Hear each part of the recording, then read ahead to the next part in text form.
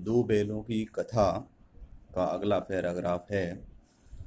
इसमें लेखक बता रहा है या कहना चाहता है कि जो गधे की श्रेणी जानवरों में उसके ईमानदारी या अच्छे से काम करने के ढंग के कारण सर्वोपरि है। लेकिन वो कहना चाहता है कि गधे का एक छोटा भाई भी होता है। गधे को सर्वोच्च श्रेणी प्रदान की गई है, लेकिन उसका एक छोटा भाई भी है। कौन? बैल। यहाँ बैल को उसका छोटा भाई कहा गया है, तो ये द्वितीय श्रेणी में आता है कि जिस प्रकार से गधा अपने काम में निरंतर लगा रहता है, उसे अपने खाने या पीने की कोई फिक्र नहीं होती है, उसी प्रकार से उसका जो अनुज है वो भी अगर उसको थोड़ा नियंत्रित कर लिया जाए, उसको थोड़ा व्यवस्थित कर लिया जाए, उस पर कंट्रोल कर लिया जाए, तो उस पर भी आप निरंतर कार्य लेते रहेंगे और वह थोड़े से बंधन में जकड़कर अपने लिए कोई प्रयास नहीं करता। कहावत भी है, बैल की तरह काम करना, कि वो बैल की तरह कार्य कर रहा है, यानी कुछ बिना खाए पिए ना अपने बारे में सोचे हुए निरंतर कार्य करता रहता है। तो इस प्रकार से यह उसका छोटा भाई हुआ। आगे वो कहता है कि जो झूरी था, झूरी एक कृषक था, उसके पास थोड़ी ठीक ठाक जमीन थी जिससे वह अपने परिवार का भरण पोषण किया करता था। तो झूरी काची, इसका पूरा नाम क्या था? झूरी काची। इसके दो बैल थे और दोनों बैलों को उसने अलग अलग नाम दे रखे थे, हीरा और मोती। जिस प्रकार से हम अपने घर में जो जानवर होते हैं उनको कोई नाम दे देते हैं, नाम से पुकारते हैं, वैसे ही उसने अपने दोनों बैलों के नाम हीरा और मोती रख रखा था। वह उन्हें इन्हीं नामों से पुकारा करता।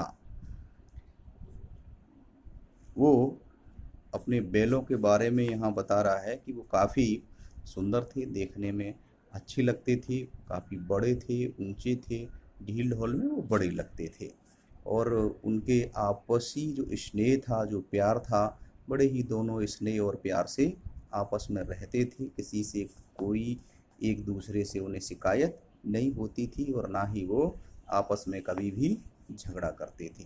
जब भी उन्हें कोई अपनी बात कहनी होती थी तो अपनी मूक भाषा में, जानवरों की भाषा होती है और उस भाषा में जो वो बोलते हैं या वार्तालाप करते हैं, तो उनके अलावा मीन्स उनसे अलावा जो जानवर हैं, जानवरों के अलावा उनकी भाषा को और कोई दूसरा नहीं समझ पाता है।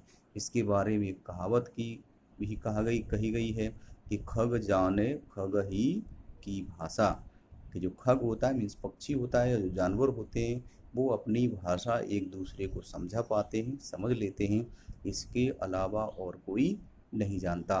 तो जब भी उन्हें कोई वार्तालाप करना होता था तो दोनों आपस में मूक भाषा में कभी कभी बोल करके एक दूसरे से आदान प्रदान, विनिमय विनिमय विचार विनिमय मीन्स एक दूसरे से आदान प्रदान, एक दूसरे से ले लेना, बात कर लेना किया करते थे, जिनको कोई अन्य नहीं समझ सकता था। और जब उनमें कुछ ज़्यादा ही स्नेह हुआ करता था तो एक दूसरे को चाट कर, एक दूसरे को सूंघ कर, हल्के फुल्के सींग मिला करके अपनी आत्मीयता, आत्मीयता मीन्स अपने प्यार का इजहार या एक दूसरे पर कितना प्यार है, स्नेह है, उसको प्रकट कर दिया करते थे।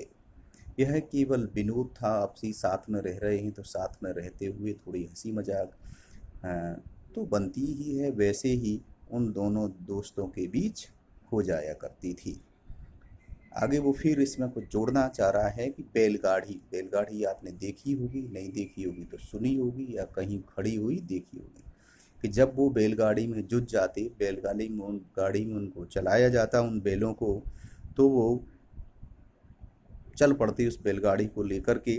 तो हर एक जो हीरा और मोती थे आपस में दोस्त थे, भाईचारा भी था। तो जब वो चलते थे गाड़ी को लेकर के तो हर समय उनका यही प्रयास रहता था कि गाड़ी का जो वज़न है, जो बोझा है, वो ज़्यादा से ज़्यादा मेरे कंधों पर रहे, हमारा जो दोस्त है, हमारा जो भाई है, हमारा जो मित्र है, उसके कंधों पर कम पड़े, ऐसा वो प्रयास करते थे। ये क्या है?